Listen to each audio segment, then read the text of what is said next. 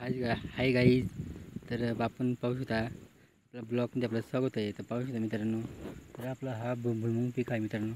पाहू शकता त्याला फुलं यायला लागले. तर आता मित्रांनो फुलं यायला लागले त्याला, तर आपण त्याला खुरपणी करत आहोत मित्रांनो. त्याच्यात खूप गवत आहे मित्रांनो. पाहू शकता असे खूप बारीक बारीक गवत आहे. तर असं पाहू शकता तुम्ही, असं पद्धतीने गवत निघाले त्याच्यात. असे एवढं गवत म्हणजे ठिकाणी पूर्ण गवत होतं. तर तिकडे आपलं निंदायचं काम चालू आहे, खुरपणीचं काम चालू आहे मित्रांनो. पाहू शकता तिकडं आपलं 2 माणसं आहे आणि आपण एक आहे. आपण एक इकडे आहे मित्रांनो. पाहू शकता तुम्ही. तर आपण पण काम करत आहोत, पण आपण थोडंसं पाणी प्यायला बसलो म्हणून थोडंसं करू म्हटलं काहीतरी व्हिडिओ. तर थोडंसं आपण व्हिडिओ करत आहोत.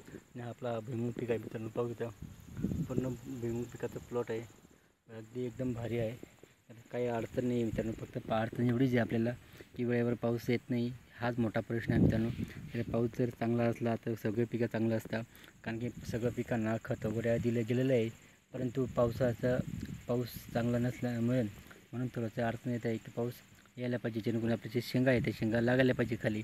भुईमुग आहे, आता ह्या भुईमुगाला शेंगा लागलं पाहिजे. त्याला फुल तर आलेले आहे, आता शेंगा लागायची तयारीत आहे मित्रांनो. फक्त त्याला एकच आहे प्रश्न आहे त्याच्यापुढं की पाऊस यायला पाहिजे मित्रांनो.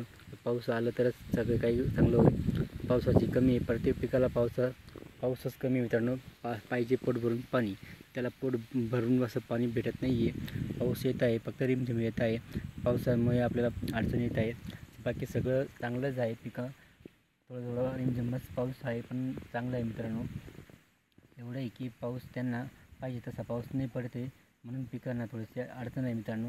आणि आपल्याला पण अडचण आहे की आपण खत वगैरे दिले गेले, पण वेळेवर पाणी नसल्यामुळे त्यांना खत लागू होत नाही मित्रांनो. पाऊस असलं पाहिजे म्हणून तेव्हा ते खतं वगैरे लागू होतं मित्रांनो. तर अशा पद्धतीने आपण भुईमुग पिकाला खुरपणी करत आहोत आणि खुरपणीचं काम पूर्ण करण्याचा प्रयत्न करतो मित्रांनो. असं खूप गवत आहे, ते गवत काढायला खूप मोठे मोठे गवत आहे.